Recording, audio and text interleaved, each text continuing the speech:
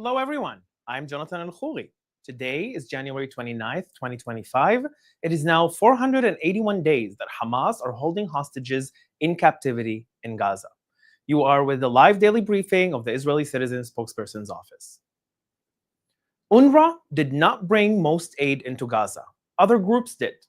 That doesn't stop UNRWA from claiming there is absolutely no alternative to their aid. Why? Israel's parliament passed a law banning work with UNRWA over their terror ties. Israel updated the UN Security Council. The law comes into effect tomorrow, January 30th, 2025. UNRWA wants you to believe that without UNRWA, there won't be aid to Gaza Strip. UNRWA is raising lots of money based on their lies. The UK just reaffirmed 41 millions to UNRWA this financial year. Here are the numbers. From October 7th, 2023 until the ceasefire on January 20th, 2025, UNRWA brought only 13.5% of the aid to the Gaza Strip. From October 1st, 2024 until the ceasefire on January 20th, 2025, UNRWA brought only 3.7% of aid.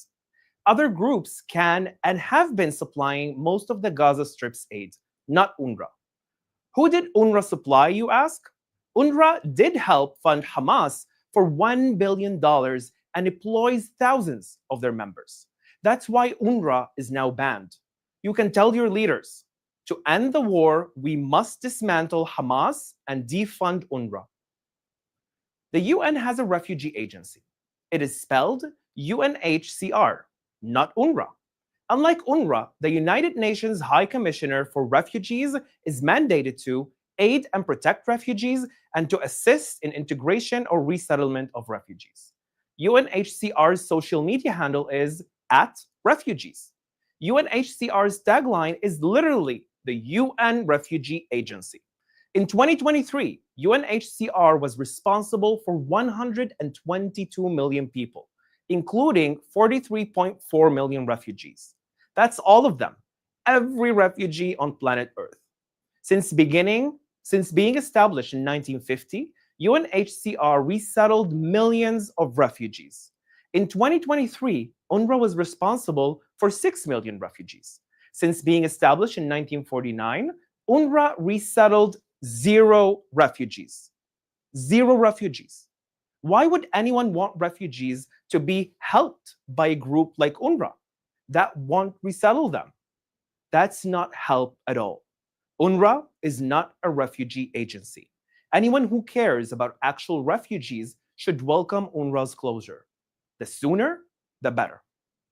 Now, let's take some questions from our audience watching live on social media. Thank you, Jonathan. Our first question comes from Instagram. Can you please update us on the situation in Lebanon?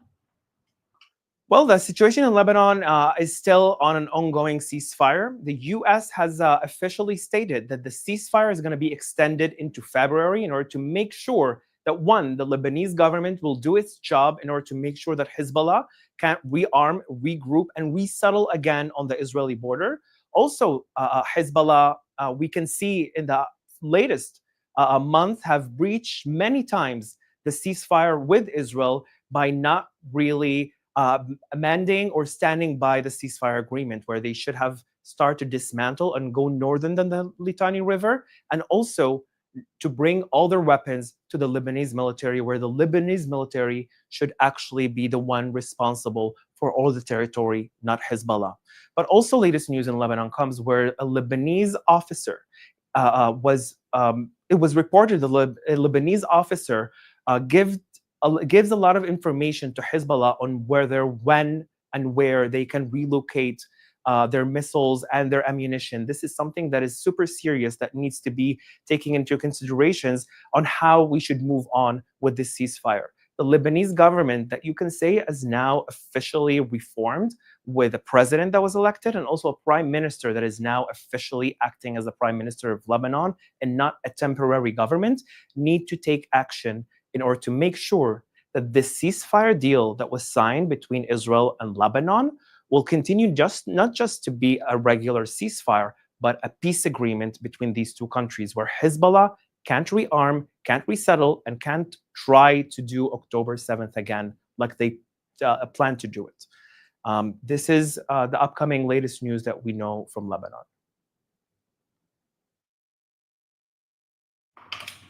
Thank you. Our next question comes from Hillary on Instagram. Do you think there's any potential benefit to President Trump's suggestion that Gazan civilians be relocated to either Jordan or Egypt?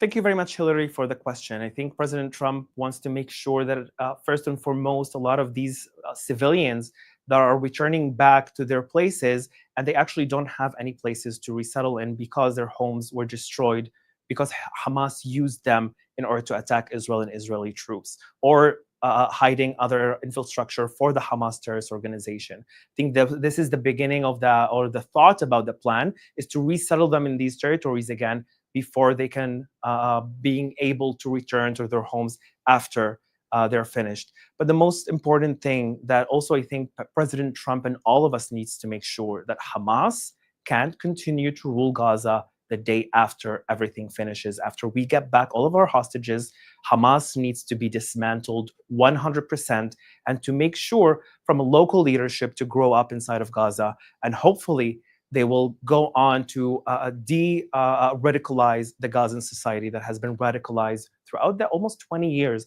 that Hamas has been ruling the Gaza Strip. Thank you. Our next question comes from Adam on Instagram. Why has the Lebanese army not done what they're supposed to do? Is it because they can't or because they won't? Thank you very much, Adam, for your question. I would have hoped to see the Lebanese military moving into much more action, and that it would be much more faster from the way that they're doing. But we need to understand that the situation in Lebanon is still delicate. The Lebanese society is on a brink from actually fearing that the Hezbollah weapons would be turned against them. That's something that needs to be taken into considerations. Both the president and the prime minister of Lebanon has said in latest interviews or speeches that they have done that at the end of the day, the only person or the only group that could or should hold weapons in Lebanon is the Lebanese military. And also we heard in the latest news cycles in Lebanon that there has been one tunnel that moved from Hezbollah to the Lebanese military in order to make sure that it's under the Lebanese authority and not under Hezbollah. These things can't be solved in 1 minute. I don't think that any one of us expected it to be as fast as possible, but I really hope that it will continue this way to make sure that Hezbollah will not return its capabilities, and that they will give their arms 100%. Thank you. Our next question comes from X. There's supposed to be another hostage released tomorrow. Can you tell us why there are supposed to be 2 transfers this week? Well, from the latest news is that we're all expecting to see the release of the hostages tomorrow, also on Saturday this upcoming week. One of the reasons is that Hamas, at the end of the day, breached the ceasefire deal. First of all, the ceasefire deal, what the agreement was that Hamas would release the kids and also any civilian that is not military personnel, while they decided to breach that agreement and released 4, really happy to have them back home, 4 soldiers that returned last Saturday. Because of that, Israel has held Hamas accountable for the breach of the ceasefire deal, and thus it basically demanded to have the hostages released earlier in order also to give permission for Gazans to go back to the north of Gaza. We need to make sure that Hamas releases all hostages. In my opinion, it doesn't matter who comes first and who comes last. They need to release them all now. This is what we all should demand. That's something that I think Hamas knows that they're under a lot of pressure, and they will not continue to play with this anymore. Thank you. Our next question comes from Marjorie on Instagram. Do these new leaders in Lebanon have any known ties to Iran? Thank you very much, Marjorie, for the question. Well, we know that the president of Lebanon, Joseph Aoun, was the head of the military. He was the officer, the head of the military in Lebanon. We know that he didn't have any ties with Iran or any affiliation to the Islamic Republic of Iran or to the Ayatollah of Iran. Moreover, he was really anti-Hezbollah throughout his whole reign inside of the Lebanese military, where he worked in order to try and maintain as lower as possible activity of Hezbollah in the Lebanese territory. So we know 100% that he's really in his vision, looking forward to dismantle Hezbollah from their weapon capabilities. On the other hand, there was some news cycles about the new prime minister of Lebanon that he had ties with Iran, although he did also speak against Hezbollah numerous times, not just lately. But this is something that at the end of the day really gives hope to many Lebanese and also hopefully for Israelis to see the day that these two personnel in Lebanon, the new leadership of Lebanon, would actually look on what matters to Lebanese first instead of what matters to the Islamic Republic of Iran. They need to finally cut these ties with the Islamic Republic of Iran 100% so Lebanon could be again the Switzerland of the Middle East. Thank you. Our next question comes from YouTube. What's the mood in Israel regarding the hostages?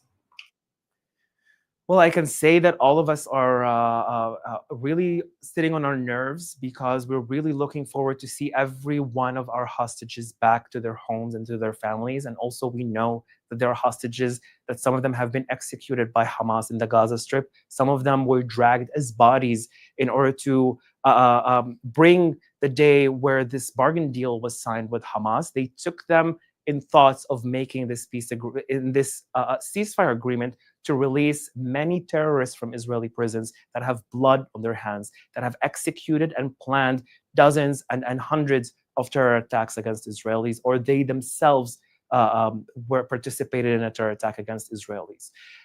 So on one hand, we are super excited to see every one of them return back home to their families.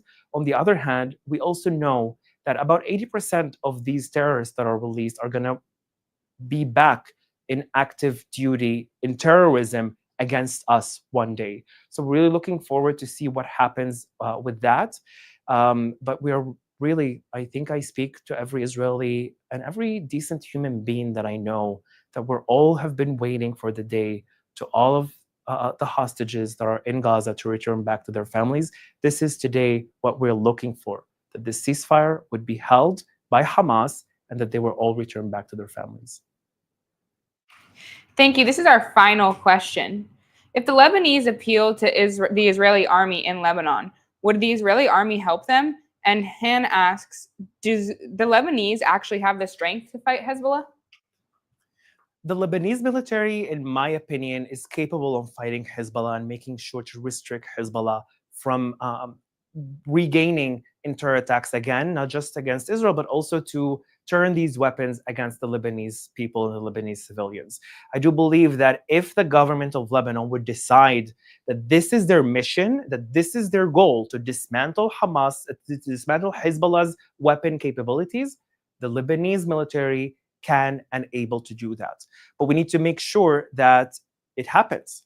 And I do believe that there has been throughout the last few months a lot of cooperation between the Lebanese military and the Lebanese and the Israeli military, because we've seen that Israel and the Lebanese military haven't engaged in fighting each other throughout all of the war that Hamas started on October 7th and when Hezbollah joined it on October 8th.